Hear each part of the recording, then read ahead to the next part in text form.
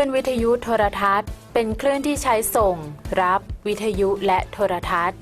มีความถี่ตั้งแต่2ถึง3เฮิรตซ์ขึ้นไปจนถึง10ยกกำลัง9เฮิรตซ์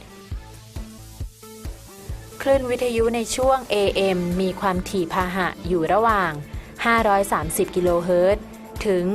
1,600 กิโลเฮิรตซ์ส่วนคลื่นวิทยุ FM มีความถี่อยู่ระหว่าง88มิลลิเฮิรตซ์ถึง108เมกะเฮิรตซ์คลื่นวิทยุโทรทัศน์สามารถทำให้เกิดได้โดยอาศัยวงจรอิเล็กทรอนิกส์